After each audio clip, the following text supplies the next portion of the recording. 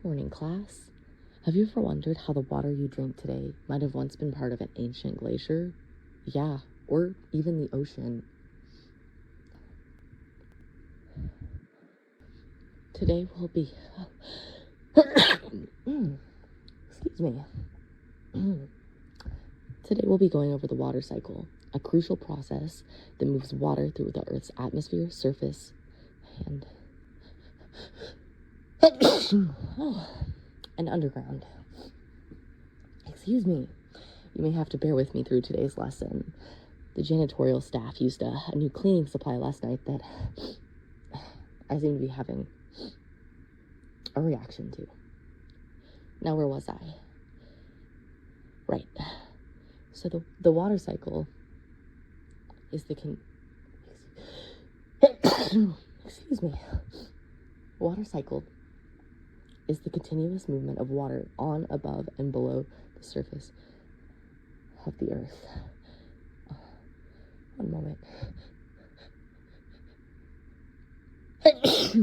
Oh, wow.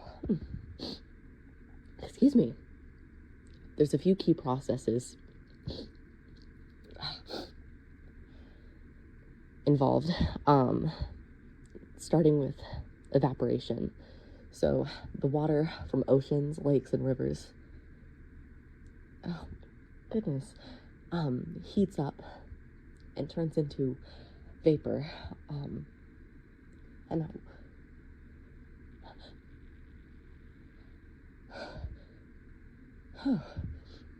that water vapor rises, cools, and condenses to form clouds, which we call condensation.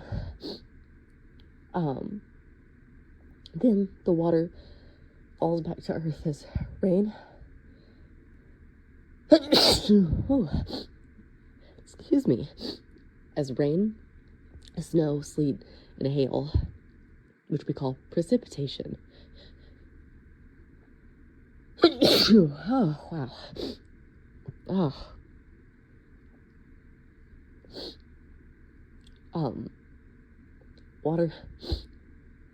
The water that falls back to Earth collects in bodies of water, like rivers, lakes, and oceans.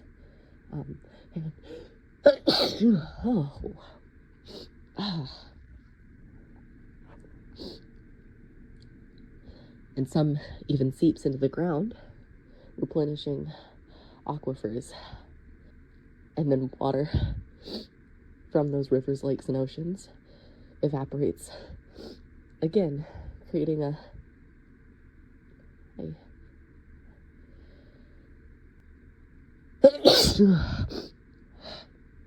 creating the water cycle. Oh gosh. Oh, give me one moment, class.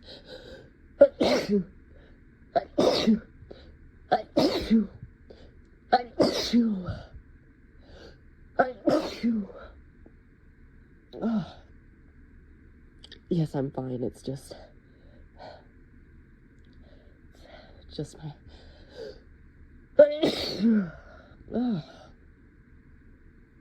it's just my allergies.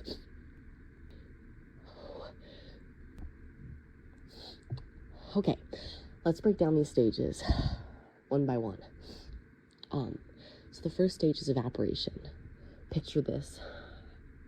So the sun heats up water from the ocean, lakes,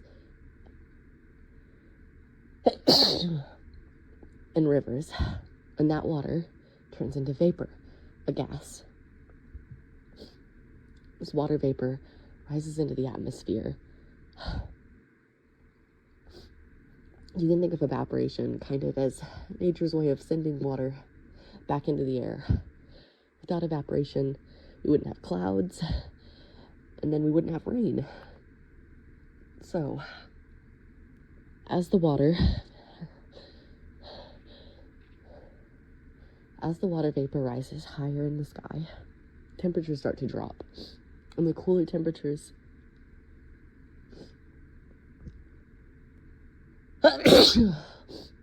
oh, wow.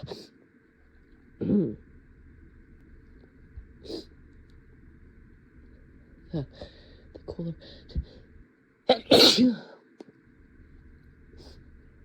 the cooler temperatures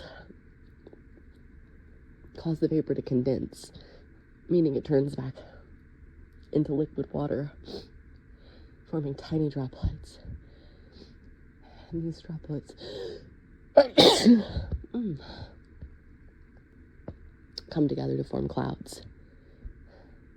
This process is called condensation. Thank you. You guys don't have to keep blessing me. I don't think this is gonna calm down for a while, so I'm gonna get pretty tired of saying it.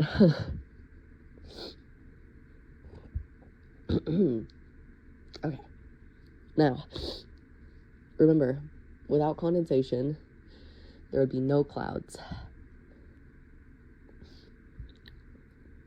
Now what happens when the clouds oh wow, when the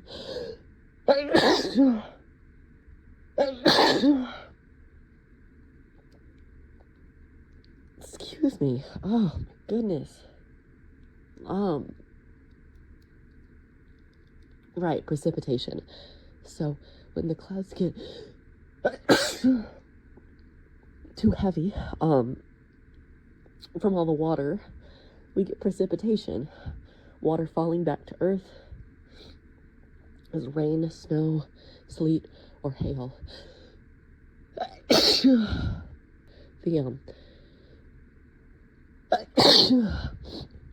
The type of precipitation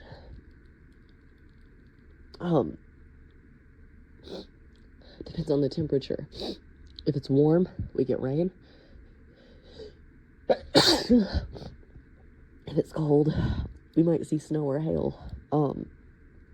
But regardless, precipitation is crucial because it replenishes the lakes, rivers, and underground water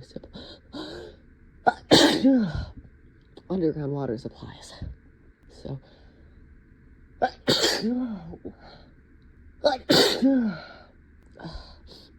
so after the water reaches the ground, it either seeps into the soil, which we call infiltration, or it flows over the land as runoffs into rivers and lakes.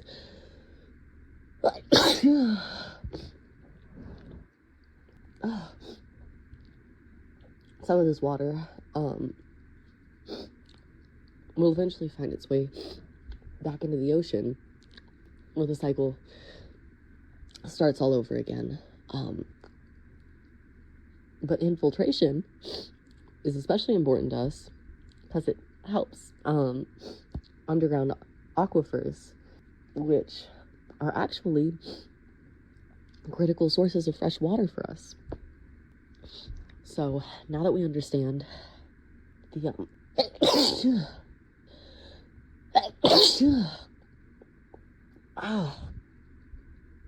the stages of the water cycle,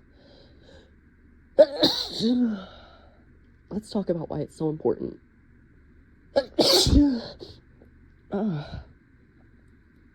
Guys, just because I'm sneezing does not mean this is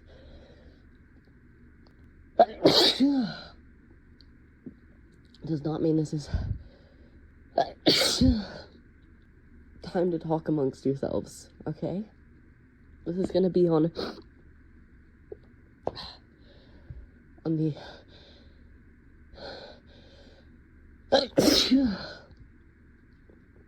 on the end of unit test, okay? So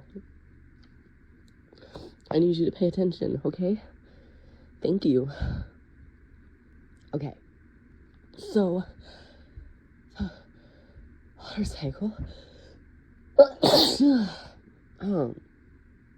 plays a huge role in regulating our planet's climate because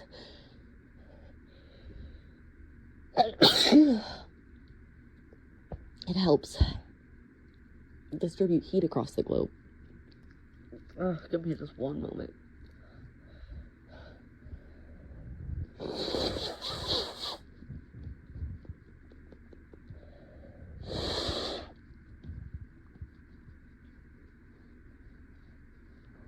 Okay.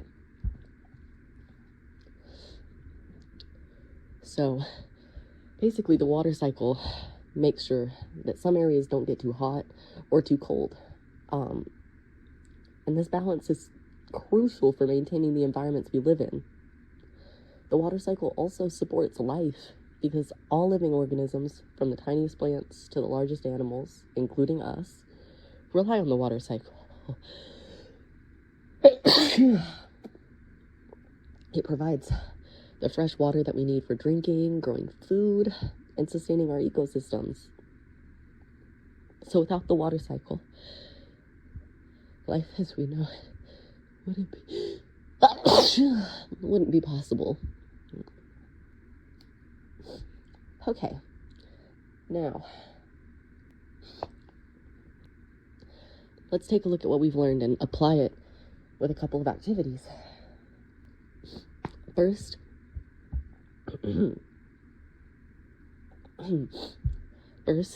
I'd like each of you to create your own diagram of the water cycle.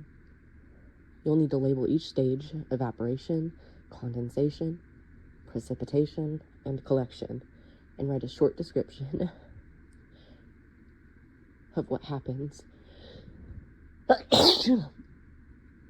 during each process. Use colors and arrows to show the movement of water throughout the cycle. There should be colors on everyone's desks. But if you need anything, just let me know, okay?